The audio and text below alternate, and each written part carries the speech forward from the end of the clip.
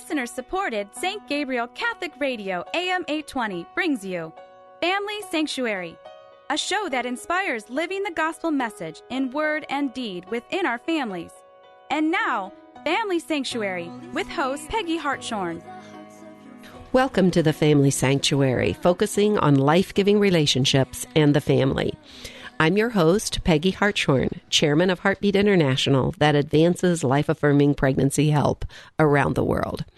And today we have a program that I would imagine is going to be valuable to almost every one of our listeners because it's on a subject so important and so basic. We're calling the program Staying Close in Marriage. And while maybe not all of our listeners are married, certainly we are products of couple relationships, products of marriages. There are marriages all around us.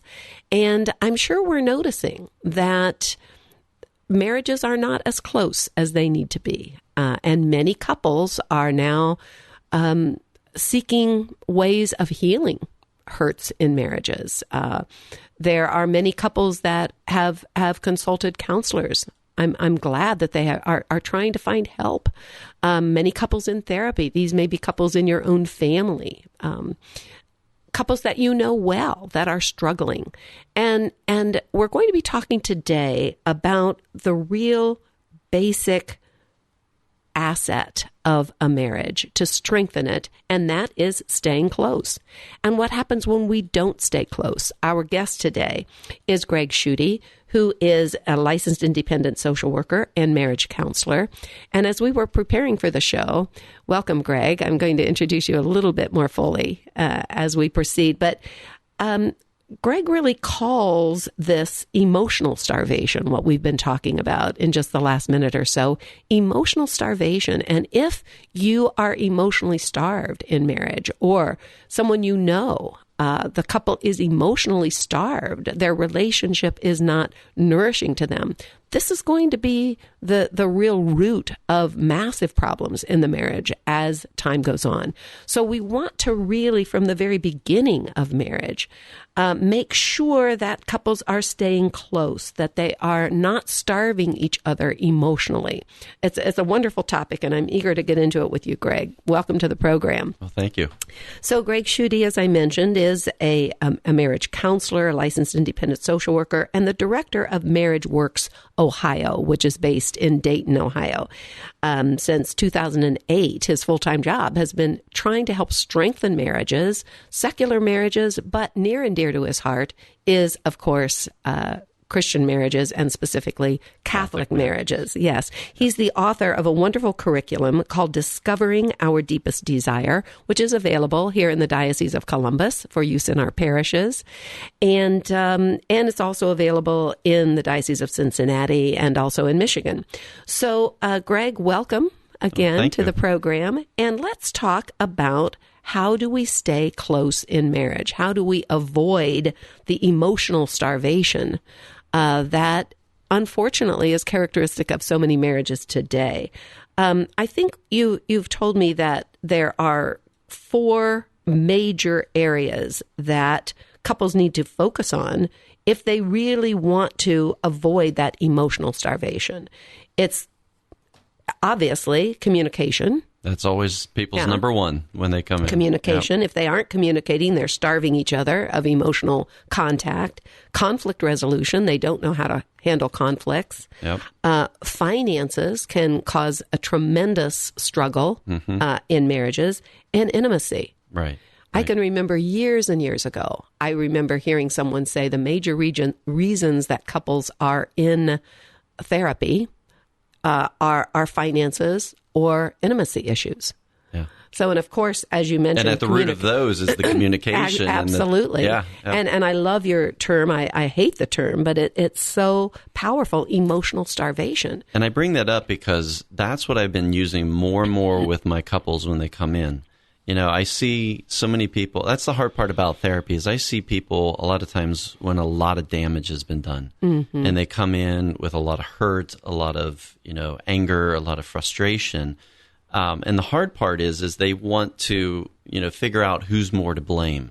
And I have to set that aside and say, let's start at the beginning. Let's look at where things started to fall apart. Because once we get to the root, that's where you can start to rebuild again. And so I like to talk about these, especially with young couples before they get married, because then hopefully they can prevent some of this from happening. But I use the term starvation, emotional starvation, because a lot of people, we can recognize what it feels like to be starved or to be hungry. And they recognize this. Marriage, and I go back to the beginning. So if you think about when we're dating, we spend a lot of time trying to win each other over. So we listen, we pay attention, we know what they like, what they dislike, what they're struggling with, and we feed one another. Or I talk about being Eucharistic. We feed one another and we're thankful. Thank you. I appreciate that you did that. But then somewhere in marriage, we get so busy, we get so bogged down with things that we stop, or we forget how to, or we don't have time to truly understand how to feed one another. And we start to argue with each other because we're not getting fed. And we're saying, I need fed. I need that emotional need met. And that's where that emotional starvation comes to light for people. It's like, oh, yeah, that makes sense. Right. And then when hurts have occurred, of course, that tends to have us turn inward, and we're not willing to feed the other person, where we've been hurt, we've put up walls and barriers, we don't want to be connecting because we don't want to be hurt more. Right. So it's but as you're saying, and I'm sure your curriculum brings this up and helps couples to understand, how do we feed each other? How do we avoid this? The damage is done, and I'm sure, like you say, you are seeing it in therapy. Couples come in with problems like maybe addictions or affairs, really deep hurts, major separation, and yet you can help rebuild, obviously, in a therapeutic session.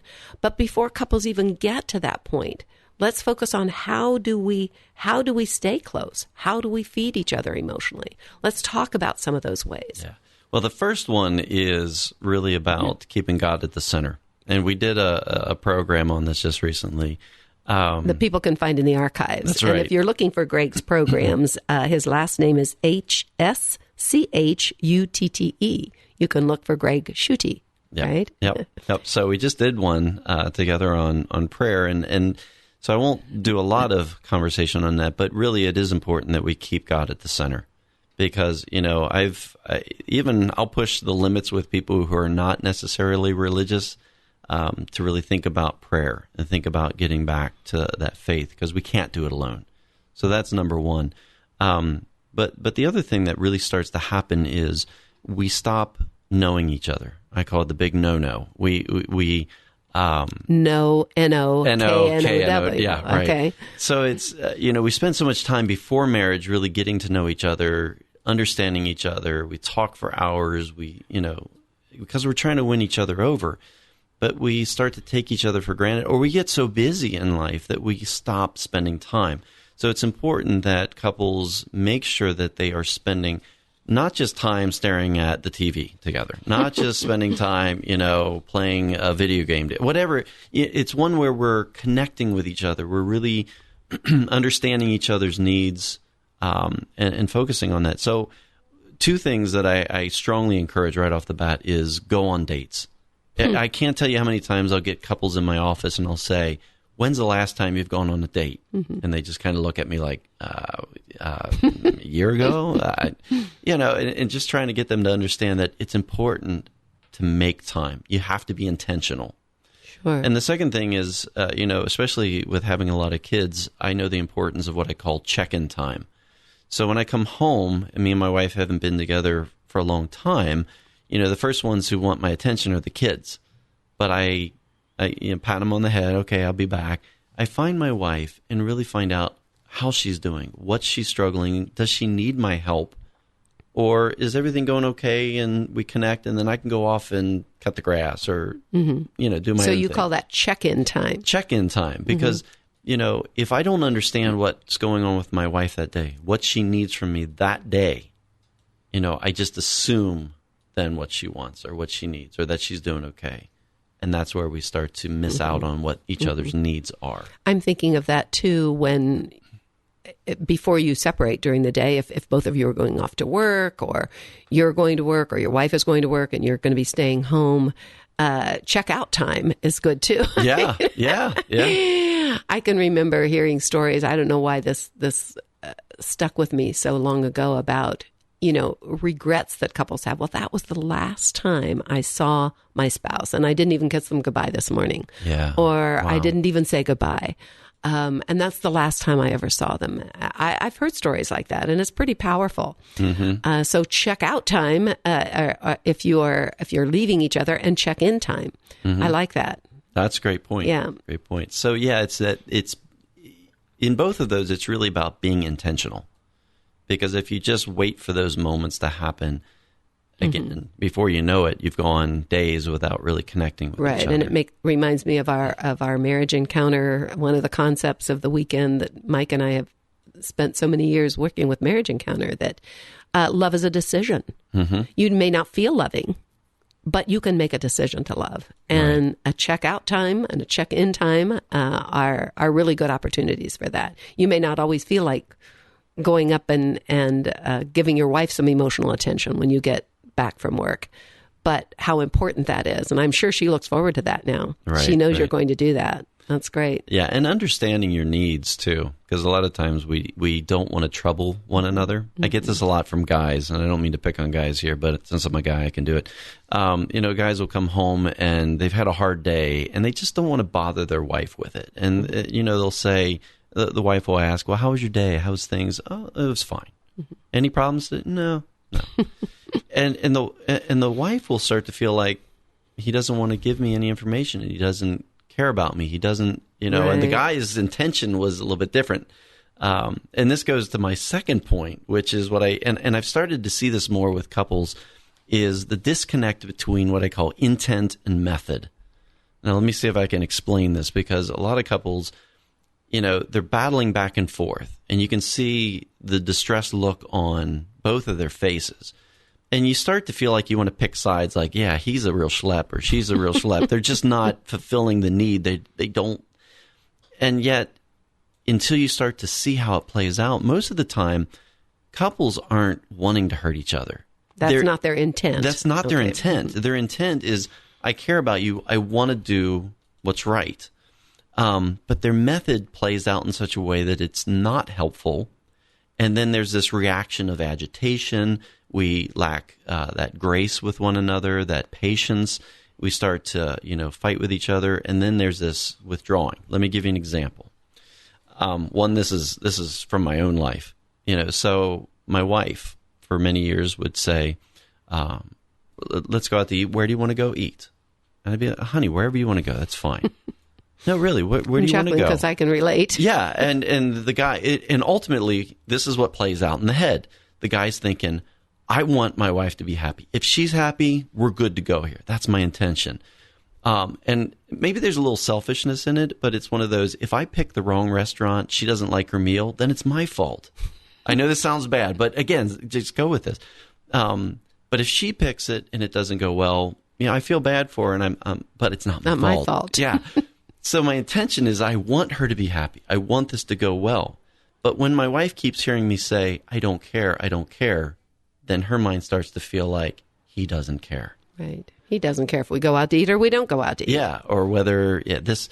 And so we do that in so many different areas where our intention is good. And so a lot of times when I get couples into therapy, I help them break down just simple situations to understand what the intent was.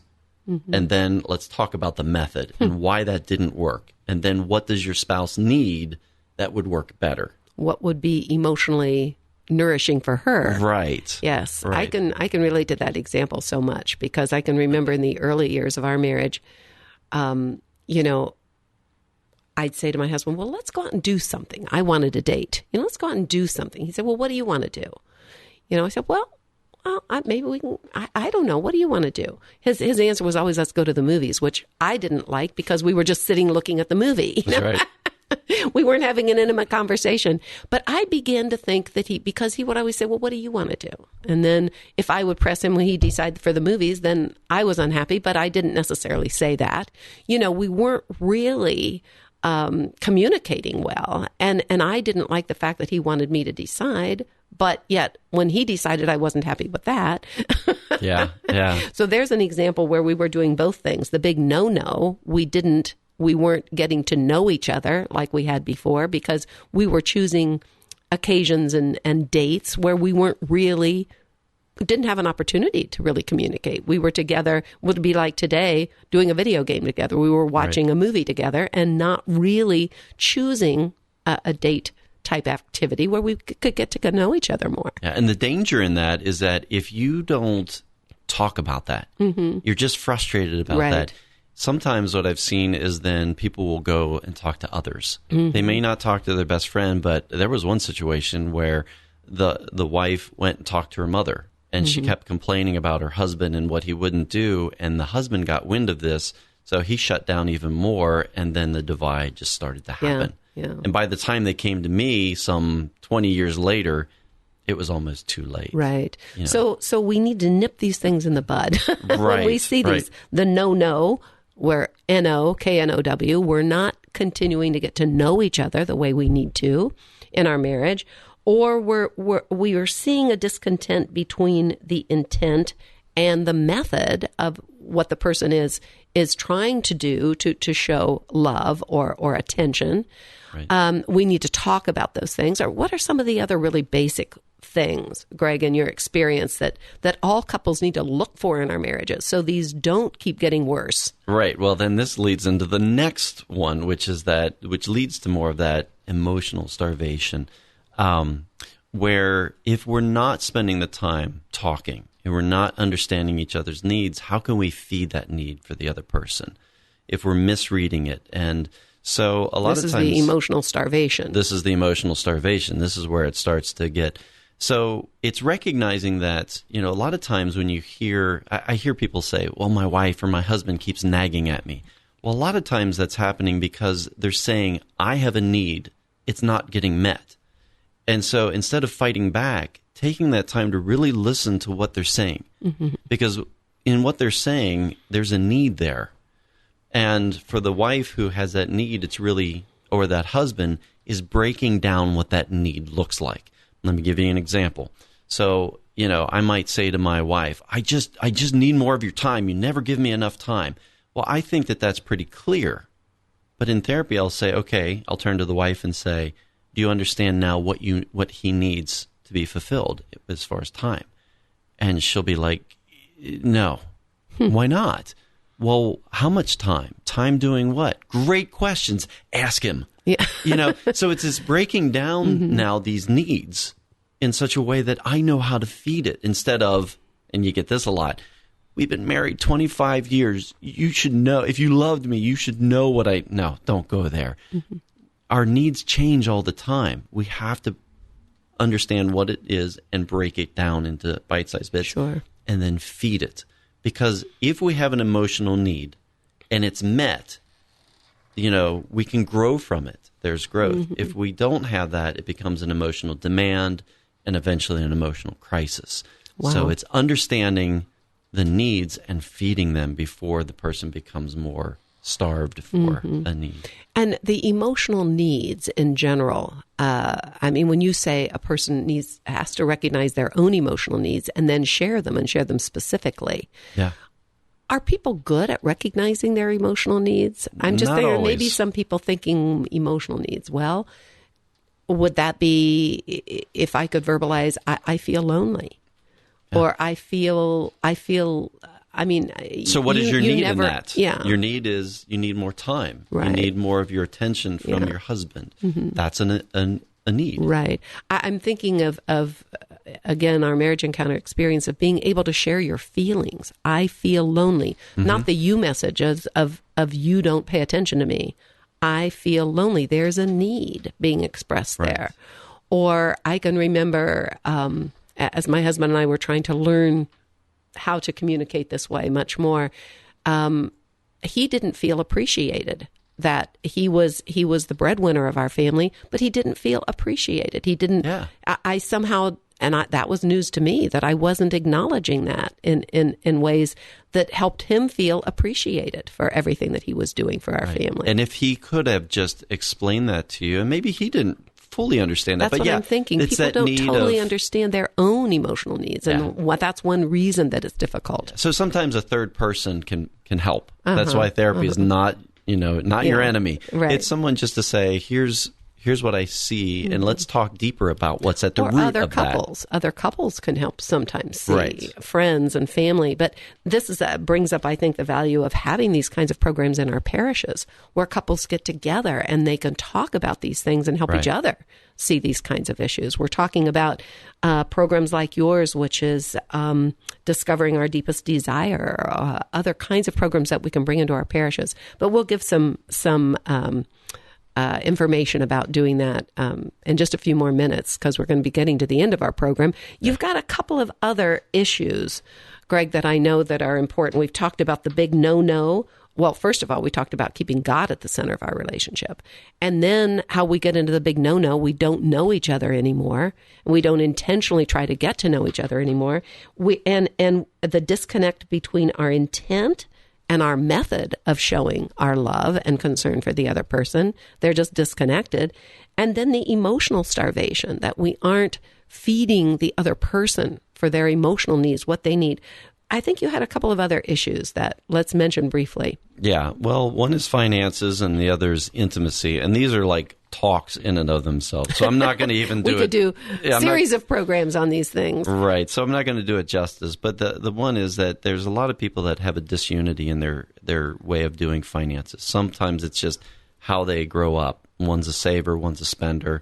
But that lack of communication and working together in that is a part of the problem.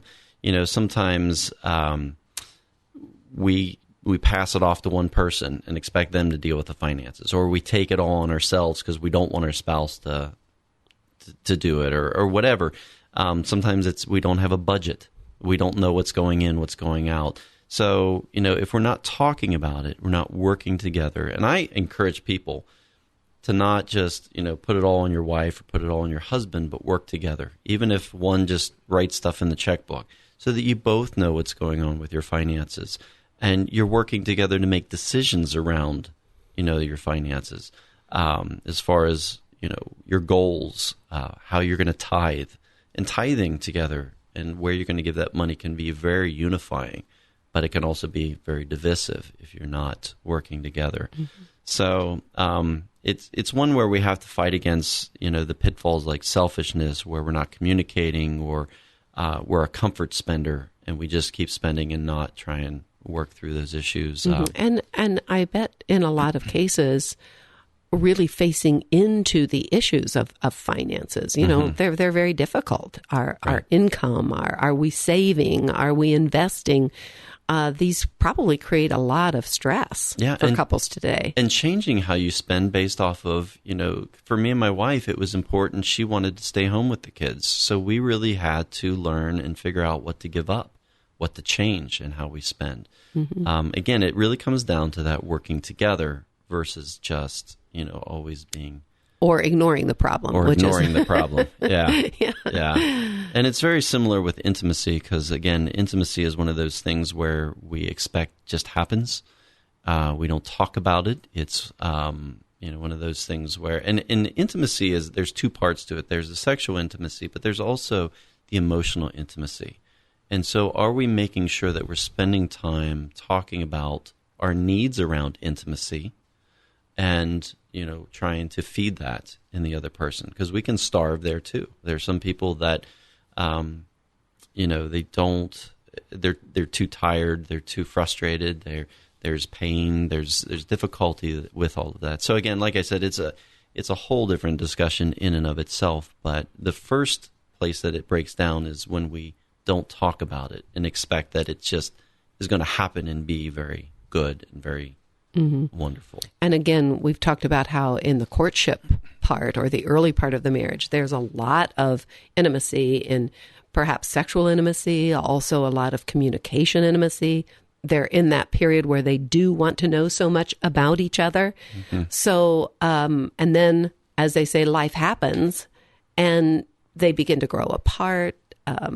All the things that you've talked about, maybe not keeping God at the center, not continuing to try to get to know each other. And we talk about that in our program, how to navigate those times around intimacy and build upon that. So I think that's important to teach people about that. Sure. And but what is ultimately going to result from all the issues we've been talking about, not keeping God at the center, disconnect between intent and method of showing each other, the emotional starvation, all of that will lead to a total lack of intimacy. Right. People in Marriage Encounter, we call it married singles. Yeah. They're married, but they're living totally singly. Well, as you say, Greg, we could continue with this, and we will, and look up more programs with Greg Schutte, Schutte, on St. Gabriel Radio in the archives. Greg, thank you so much for being with us. Thank you. And you are all listening to St. Gabriel Catholic Radio with archives at stgabrielradio.com under Family Sanctuary. We're streaming live on stgabrielradio.com, and our program is broadcast at 4 o'clock every Saturday and 2 o'clock on Sundays. So please join us again to strengthen our families and make them sanctuaries of life as God intends. Family Sanctuary is a production of listener-supported St. Gabriel Catholic Radio, AM 820. Archives of Family Sanctuary with Peggy Hartshorn are available at stgabrielradio.com. Veni, Sancte